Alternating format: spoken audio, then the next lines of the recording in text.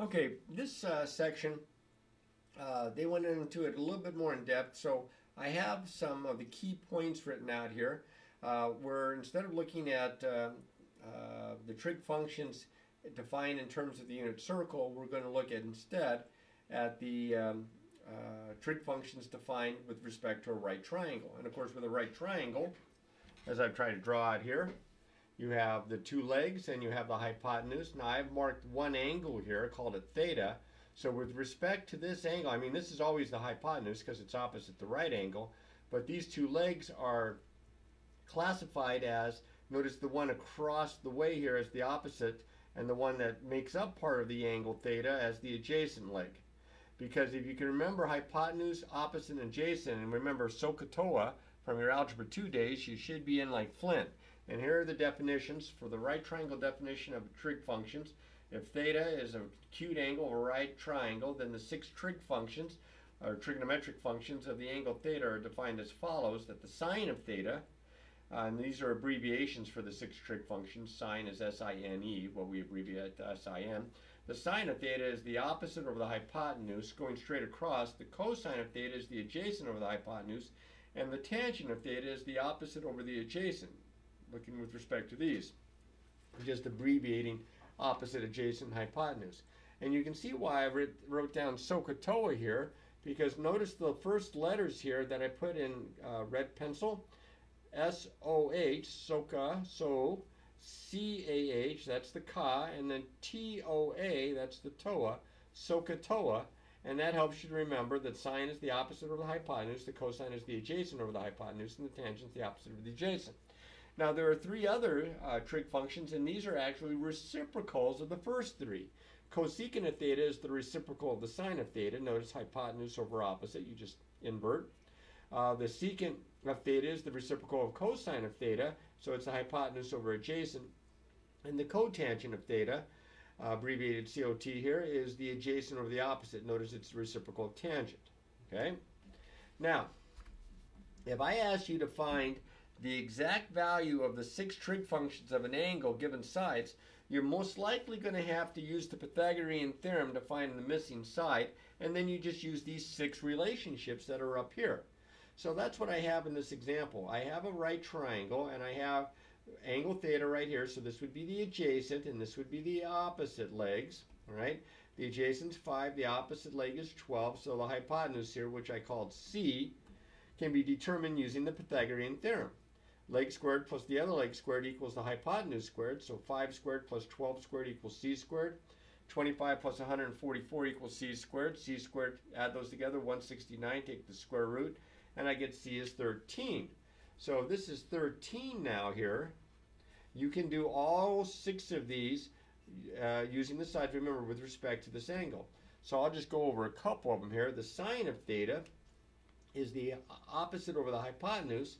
Well, that's the opposite, that's the hypotenuse, so it's 12 over 13. And it doesn't really simplify. The cosine of theta is the adjacent over the hypotenuse. So this is the adjacent side over the hypotenuse, 5 over 13.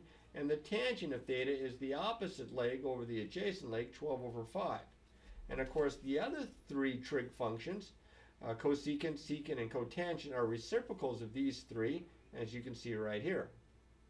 Now don't drop the theta. Don't say sine equals or sin equals sine of theta equals, because it's the sine or the cosine or the tangent, whichever of the six trig functions of the angle. Now, a little bit more there in the way of notes. And with an example, it says find the exact value of the sine of 60 degrees, the cosine of 60 degrees, and the tangent of 60 degrees. So you can see it now. This is why I keep telling you about the unit circle here. I would have to draw a right triangle. Now, there's a relationship among the three sides of a right triangle, and not just any right triangle, but a 30, 60, 90, because look at what I have here with 60 degrees. So if I have a right triangle and I have one angle that's 60 degrees, the other one's got to be 30 because they have to add up to 180. And of course, there is a relationship along the lengths of the sides. So what I did was I drew out a right triangle here, and I put 30 degrees here and 60 degrees here. So this would be the shorter leg, this is the longer leg, this is the hypotenuse. And I decided to call the shorter leg 1. I could have picked any number, but 1 seems simple enough. And of course the hypotenuse of a 30, 60, 90 is double the length of the shorter leg, and the longer leg is the square root of 3 times the length of the shorter leg, so that's why the hypotenuse is 2, and the longer leg is the square root of 3. Now remember, we're talking about 60 degrees here, so this is my angle right here. So the sine of 60 degrees, oh actually I think I did a little bit more than I needed to here. I think I did all 6, and they only really wanted these 3 here, so this is superfluous. So I have the sine of theta, this is my theta here, would be the opposite over the hypotenuse, square root of 3 over 2. The cosine of theta, 60 degrees here, would be 1 over 2. You know, I put theta here, and I should have put 60 all this time. No wonder I put the other ones here. I wasn't paying attention. Rushing through this. And the tangent of 60 degrees is the opposite over, actually I kind of messed this one up a little bit too. I think I used the reciprocal identity that I haven't discussed yet. Let me change this and write this out properly here for you.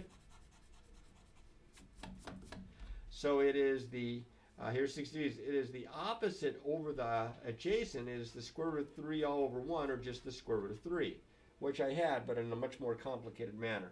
Now they didn't ask for the other 3, but they would be the reciprocals, so that's all I've done there. Now, I'm going to use an isosceles right triangle to find the exact values of the sine of 45, cosine of 45, and tangent of 45. See, isosceles right triangle, if you have isosceles, that means the legs are the same length, and that means the base angles are the same size, and if this guy is 90, then this guy has to be 45 and 45. And a 45, 45, 90 right triangle, or triangle, has a relationship that the hypotenuse is the square root of 2 times the length of a leg. So if I said that the leg is 1, of course both of them would be the same then, 1 here and 1 here, then I can either use the Pythagorean Theorem and find that this is the square root of 2, or I can just use the relationship on the 45, 45, 90 and multiply 1 by the square root of 2. So now I can find the sine of 45. Let's say we use this 45. It doesn't matter which one. This would be opposite over hypotenuse, so this would be 1 over the square root of 2. Now you don't want to leave the radical in the denominator here, so I rationalize my denominator by multiplying top and bottom by the square root of 2. Get square root of 2 over 2. And then this guy here, I got the cosine of 45, so that would be the adjacent over the hypotenuse. Well, that's the same fraction, so that's also square root of 2 over 2. And that the tangent of 45, that would be the opposite over the adjacent, so that's the square, I wrote square root of 2 over square root of 2. That's 1 over 1, good Lord, 1 over 1, which of course is just equal to 1. Now, if you memorize the unit circle, you're going to know all the sines and cosines for multiples of 30 and multiples of 45. Memorize it. It's a time saver, okay? Now, there's a relationship, in fact, practically what we sometimes refer to as an identity for complementary angles in trigonometry. Complementary angles, remember, are two angles that add up to 90 degrees. And we call this the cofunctional because of the co here. And that is that the sine of the complement of an angle is equal to the cosine of the angle. And cosine of the complement of the angle is equal to the sine of the angle. So if this is 30, then this would be 90 minus 30, or 60. 60 and 30 are complementary angles. And as it turns out, this works whether the angles are acute or not, but that's probably the best way to start approaching this with acute angles. And the same thing for tangent and cotangent and secant and cosecant. See, sine, cosine. Tangent, cotangent. Secant, cosecant. So that's why they call it the cofunctional. And these are used, once in a while, not a ton. It's worth knowing, or at least remembering to write it down so that you can find it in case you have to study for a test. Now, the next identities are a lot more used, and definitely want to memorize them. The reciprocal identities, I think I may have already talked a little bit about how you have the sine, the cosine, and the tangent, and the other three are reciprocals of those. Well, if the cosecant is the reciprocal of the sine, then the sine is the reciprocal of the cosecant as well. Same thing with cosine and secant, same thing with tangent and cotangent. Okay? So you got to try to keep those straight. That's important. Now, the quotient identities,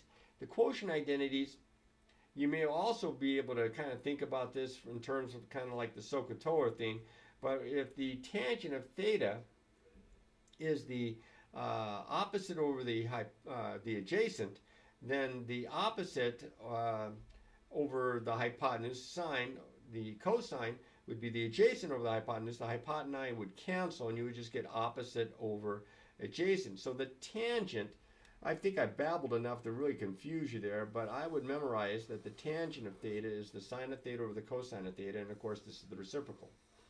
These two guys are reciprocals of one another. It's the cosine of theta over the sine of theta. Memorize these.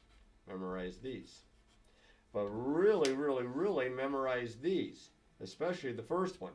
The Pythagorean identities, which can be found by using the Pythagorean theorem from geometry, says that if you have an angle theta, that the sine of the angle squared, that's what this means. It means the sine of the angle squared. That's the same as this. Okay, it is not the same as this. This means just the angle gets squared. So you either have parentheses around it or you put it in between the angle and the name of the trig function for it to be squared. So sine squared of theta plus cosine squared of theta is equal to 1. 1 plus the tangent squared of theta is equal to the secant squared of theta, which you can derive if you divide the first one through by cosine squared theta. And 1 plus the cotangent squared of theta is equal to cosecant squared of theta, which you can derive from this first one here if you divide through by sine squared theta on both sides, every term. So this is a good one to start out memorizing, and then from there, make sure that you know how to find the other two. See, I just memorized the first one, and then taught myself to either divide through by cosine squared theta or by sine squared theta to get the others. Now, here's an example, long lesson here. If theta is an acute angle such that the sine of theta is 0.8, find the values of the cosine of theta and the tangent of theta using trig identities. There's more than one way to do this, but since I have the sine of theta and I'm trying to find the cosine of theta, it would only make sense to use this first Pythagorean identity and plug in what you know, plug that right in for the sine of theta, and then solve for the cosine of theta. So the sine of theta gets squared, so 0.8 gets squared plus the cosine squared of theta equals 1. So I actually square that, 0.64 plus cosine squared theta equals 1. Subtract 0.64 from both sides, I get cosine squared theta equals, well, 1 minus 0.64 is 0.36, and then I take the square root.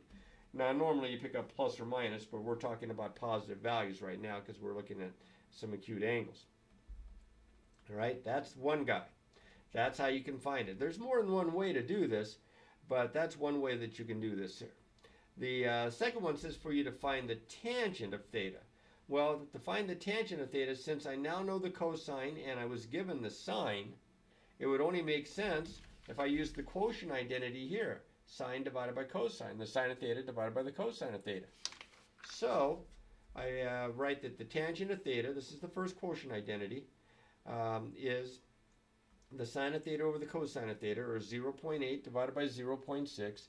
If I multiply top and bottom by 10, I get 8 over 6, which reduces to 4/3, and there's that answer.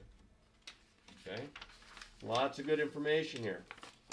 Now, I also have a couple of identities. There's nothing like this in the assignment, but I went ahead and threw it at you anyway. You've got what they call identities. To prove an identity means to show one side is equal to the other. You work with one side, you match it to the other. So here's a very simple one, that the sine of theta times the cosecant of theta is equal to 1. Now, to prove this, I would need to somehow show and simplify, because it's easier to simplify than to expand. Simplify the complicated looking side here, this part, because that's pretty simple. Now remember that cosecant of theta from your reciprocal relationships is 1 over the sine of theta, and look at this. Sine of theta here, 1 over the sine of theta here, they cancel out. I get 1 equals 1, that's true. Over here, this is a little bit more complicated. I went ahead and I had the quantity cosecant theta plus cotangent theta times cosecant theta minus cotangent theta equals 1. Now I'm multiplying here. This is much more complicated than the right side there. So I'm thinking I'll simplify the left side. And this has the conjugate look, like a plus b, a minus b. So I went ahead and kind of did a FOIL here. The o and the I cancel, and I get cosecant squared theta minus cotangent squared theta equals 1. Well, one of the identities was that the cosecant squared of theta was 1 plus the cotangent squared of theta, one of the Pythagorean identities. So in for cosecant squared theta, I plugged in 1 plus cotangent squared theta, and then look at that. Those cancel out, I just get 1 equals 1. Now, you don't always get 1 equals 1. Sometimes you get the sine of x equals the sine of x, or 5 equals 5, or something. But you have to show you get exactly the same thing on both sides. Now, this guy here, it's asking you to use a calculator to evaluate trig functions. Now remember that there is what they call the degree, minute, second form of an angle, and there's also decimal degrees. So in this case, I have 12 degrees, 30 minutes, 24 seconds. Well, we know that there's 60 minutes to a degree and 60 seconds to a minute. So I'm going to rewrite this as 12 degrees plus 30 out of 60 minutes would be a half of a degree, plus 24 out of 60 times 60 would be the number of seconds, because you're dividing by 60 twice. So I went ahead and got my calculator out and I did that, and then I find this. Well, to find this, there is no cotangent button on your calculator. But if I find the tangent of this and then take the reciprocal, I ended up with this. So first you take the tangent of this, and then most likely you're going to have a button that's going to look something like this. And then you can take the reciprocal that way. So as you can see here, if I can turn it on and clear that out, I had the tangent of 12 point, did I put the point down? I can't tell. Yep, 5, 0, and then a whole bunch of 6s. Okay. I figured out what that was, and then I went ahead and I pushed this here to get the reciprocal, and that's where I got the 4.5082. All right. They just have the sine, the cosine, and the tangent on most calculators, but the other ones are reciprocals, so you can find them using this. All right, now the applications, and there's a couple applications in your assignment, have to do with using right triangles to solve certain kinds of problems, including angle of elevation and angle of depression, normally problems that set up right triangles. So if you are, let's say this is the ground here, and you're standing right here, and you look up and you see a plane. The distance between you and the plane is this line right here, and I form an angle with the ground going upward from the ground. This is called my angle of elevation. Okay. At the same time, if the guy in the plane right here, he's looking straight ahead, and then he decides to look down and he sees me standing way down there, I look like a dot on the ground, the distance from the direct horizontal of the flight of the plane down to the line of vision is called the angle of depression. The angle of depression. This is the angle of elevation. Okay? So we can use that idea to solve certain kinds of applications. So my application here, it says, a surveyor standing 100 feet from the base of a large tree. There's my drawing here. It says here that the surveyor measures the angle of elevation to the top of the tree as 42.1 degrees. How tall is the tree? Well, I draw a picture and then I label all the information that I know. Since I don't know the height of the tree, I just called it h. But I know that the distance that the surveyor is from the tree is 100 feet. And that the angle of elevation is 42.1 degrees. So I'm trying to find the height of the tree. Here's my angle, here's my hypotenuse, here's my adjacent leg. I'm looking for the opposite. I have the adjacent, oh my goodness, heavens, the Murgatroyd, I used the wrong trig function. Oh, that's terrible. This is a tangent. No wonder it's time for me to retire. I am so forgetful. I am going to multiply both sides by 100, and I get h is equal to 100 times, oh smokes, times the tangent, let me clear this out, tangent of 42.1 degrees times 100, and I get 90 point, let's go with 36. Approximately 90.36. Pretty tall tree. So the tree is approximately 90.36 feet tall. Story problems, write your answer in a short sentence and don't forget your units. Now those are the key ideas and some examples of the key ideas from section 4.3. Now, we'll start looking at some of the problems. This is going to be a long video. This one may take pretty close to an hour here by the time it's all said and done, because you have lots of problems here. 1, 2, 3, 4, 5, 6, 7, 8, 9. Find the exact values of the 6 trig functions of the angle theta given in the figure. Now, I did this a little bit ago, way back here in this example. Okay? So this is very much like that first example from the notes there. And it says here, find the exact value of the 6 trig functions of the angle theta in the figure. Use the Pythagorean theorem to find the third side. Well, that makes sense. So in this case, they give me the hypotenuse and they give me a leg. Let me make this a little bit bigger so you can see it a little bit better. That just doesn't look big enough there. There we go.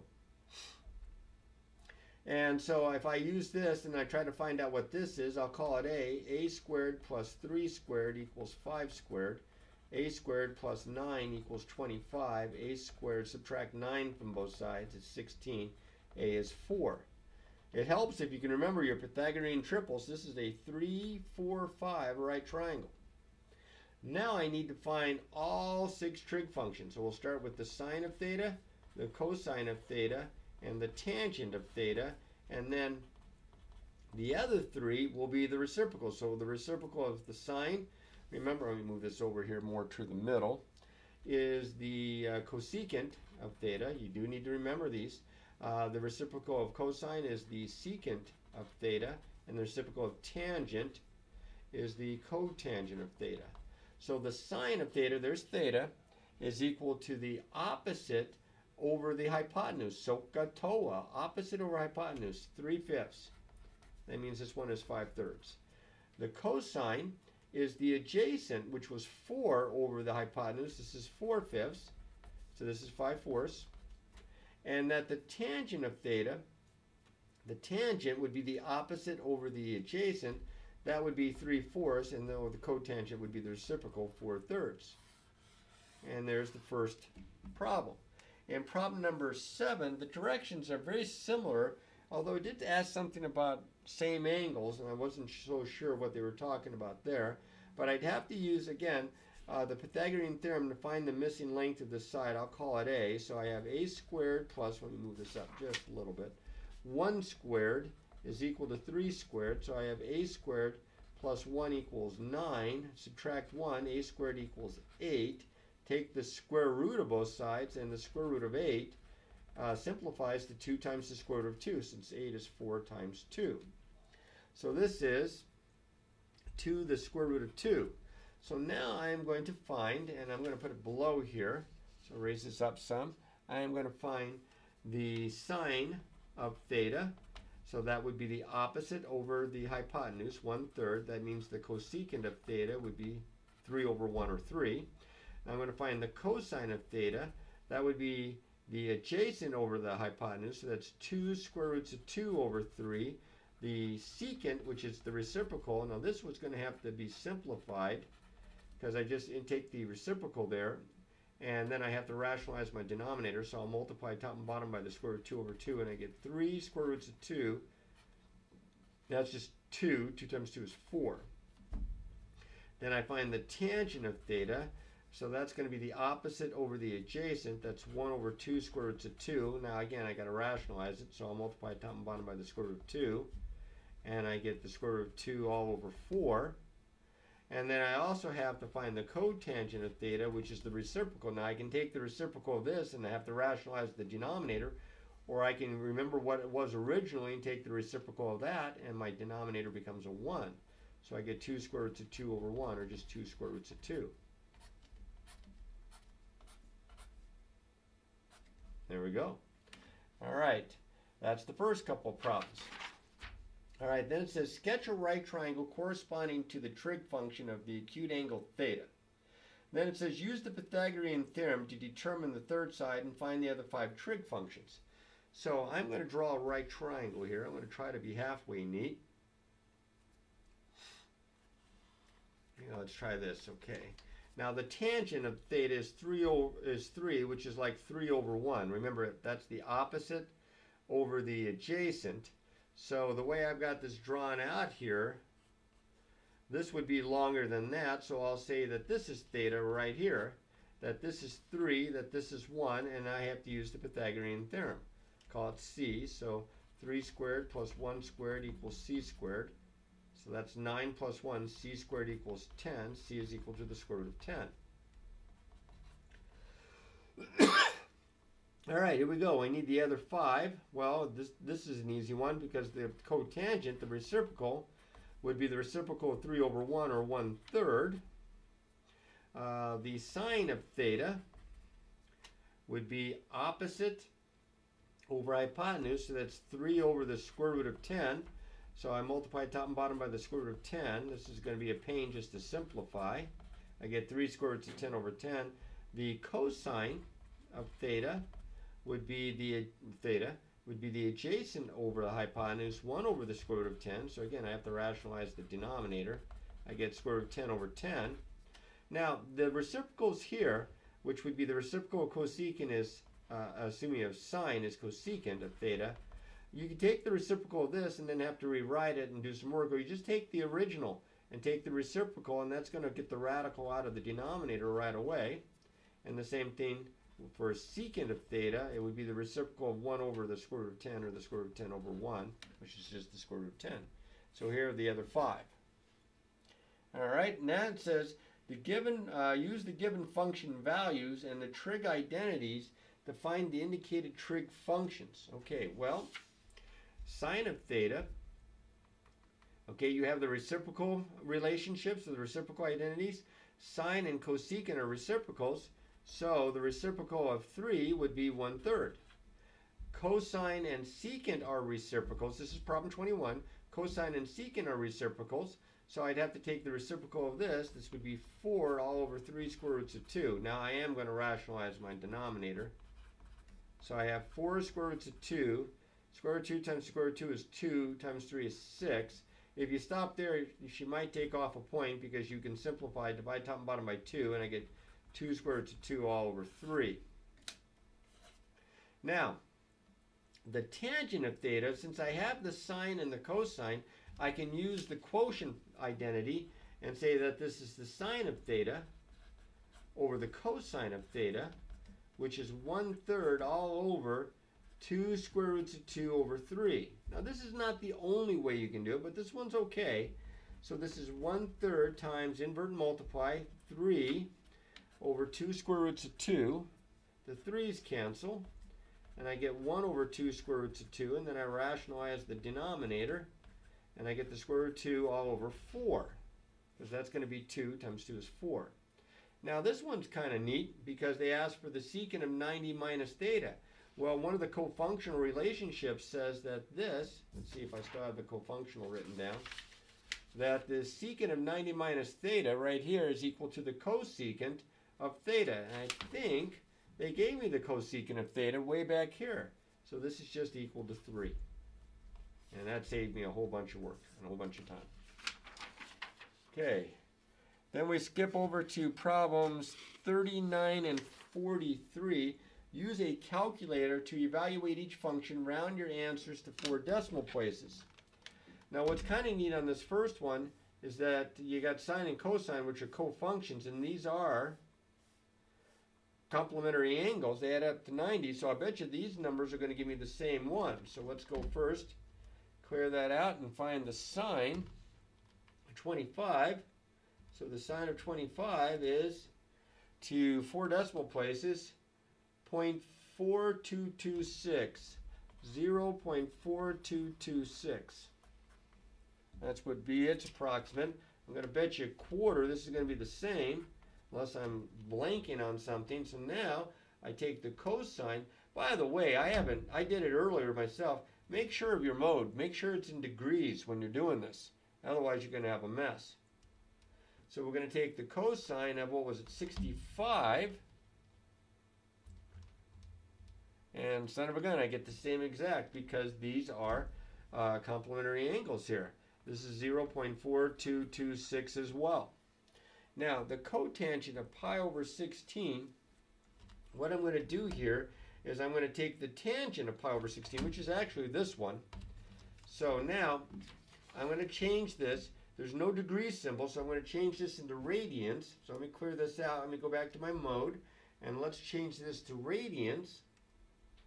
Okay, and now I'm going to take the tangent of pi divided by 16. And there it is, and that's going to give me the answer for part B here. 1989, 4 decimal places, 0.1989. And now to take the reciprocal of this to get part A, for this number right here, use this key here, use this key right here for the reciprocal. And I get, looks like 5.0273. Oh, here we go. 5.0273, and this would be an approximate there for the answer for 43A. That was kind of a cool little problem. Have to use your calculator, practice with it. All right, then it says without the calculator, you're to find the value of theta in degrees and in radians. So again, if you know your unit circle, this is easy peasy. In fact, if you look at it, this is the same thing because cosecant and sine are reciprocals. I'm always looking for stuff like that. And these, of course, are reciprocals. So when it says the cosecant of theta equals 2, that's the same as saying that the sine of theta equals a half. Well, here's what I'm going to do. Now, again, they want you to do, if you memorize the unit circle, there's no problem here. But what I have is an angle of a right triangle, theta, in which the opposite over the hypotenuse is in the ratio of 1 to 2. 1 to 2. If I use the Pythagorean Theorem, this turns out to be the square root of 3. But I can see that this is the relationship of a 30, 60, 90, and this is opposite the short leg. So I know theta is equal to 30 degrees, which is the same as pi over 6 radians. We practice converting from one to the other. You got to memorize this. This is going to be the same. Theta is going to be 30 degrees, or it's going to be pi over 6 radians, however you want to write that, because it does ask for both of them.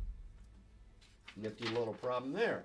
Then we get to the, I think there are two story problems. I wrote it all out, so too bad for you. This is problem 63.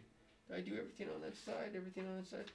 Okay, these are going faster than I thought. A 6-foot person walks from the base of a broadcasting tower towards the base of a broad. That's good. Walks from the base of a broadcasting tower directly towards the tip of a shadow cast by the tower. When the person's 132 feet from the tower and 3 feet from the tip of the tower's shadow, the person's shadow starts to appear beyond the tower's shadow. Draw a right triangle to represent this problem and show the known quantities of the triangle, and use a variable to indicate the unknown height of the tower. Now, oh, who's calling me? Wrong, bad timing. Hello? This is an important message regarding your current credit card account. You have made several attempts to reach you. Yeah, thanks a bunch. Okay. So, I'm going to draw out the land. I'm going to draw out the tower. We don't know the height of the tower. It is a tower, so it's not the leaning tower of Pisa, so I'm going to put it at a right angle. And if the sun's up here, it casts a shadow along the ground. Now, as it turns out, this shadow, let's see, when a person is 132 feet from the tower, now this person is 6 foot tall. When a person is 132 feet from the tower, so we'll put him right about here. Okay, and this is 132 feet. And he's 3 feet from the tip of the shadow, so this is 3 feet here. That means this whole side here is 135. It says here, and this guy, remember, he's 6 feet tall. It says here to put in your known quantities, so 3 feet, 132 feet, and 6 feet, and use a variable to indicate the unknown height of the tower, h. Write an equation involving the unknown. I don't have to use trig on this one. I can use similar right triangles, because that's exactly what I have. This little right triangle here with the person and this big right triangle here are similar. So what I'm going to do here is I am going to, because of, what was it, leg, I think it's leg angle. What I'm going to do here is I'm just going to set up a proportion. I'm going to go the height of the person to the shadow that's casting. Remember, he goes, if he gets any closer, his shadow goes beyond. It's the height of the tower to the length of the shadow, which is a total of 135. Now, this is not the only way that you can do this, but this is certainly a good way to do this. And what I'm going to have now is I'm going to cross multiply. I get 3h equals c. That'd be what? 270 times 3, that's 810. Divide by 3. The height is 270. So what is the height of the tower? Now, that's just for you to write the equation. What's the height of the tower? This is the part you're doing down here. The tower is 270 feet tall. And that answers that guy. Now, there's one more story problem. And here it is. It says you are standing 75 meters from the base of the Jinmao building in Shanghai, China. You estimate that the angle of elevation to the top of the building is 80 degrees. What is the approximate height of the building? Let's start with that part. So first things first, here's a drawing. Here's the height of the building itself. This is the Jinmao building. And you are 75 meters from the base. So let's say you're standing right there. So that the angle of elevation to the top would be this. And this is 80 degrees. This, remember, was 75 meters. You're trying to find the approximate height of the building. Call that h. Well, in this case, I can't set up similar right triangles, but I can use SOHCAHTOA here. And I can find that given that I have the opposite and the adjacent, I can use the tangent of 80 degrees is equal to h divided by 75. And if I multiply both sides by 75, I get, let's see, 75 times the tangent. I got to go back and make sure that I am now in degrees again, because otherwise it's all messed up. You always have to check when you're doing these trig ones. So now I am going to take 75 times the tangent of 80 degrees. And that gets me, ooh, this is a pretty tall building, 425. It doesn't say what to round to, so we're going to round to the nearest tenth. 0.3, and remember this is in meters. So that's pretty tall. I mean, every meter is a little bit more than 3 feet, so this is well over 13, almost 1,300 feet. It might be the tallest building in the world, or one of them certainly. So the height of the building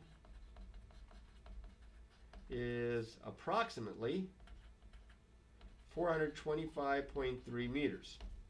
Then it says, suppose you have a friend at the top of the building. So there's your friend. And it says, what's the distance between you and your friend? That's this distance right here. Let's call it x.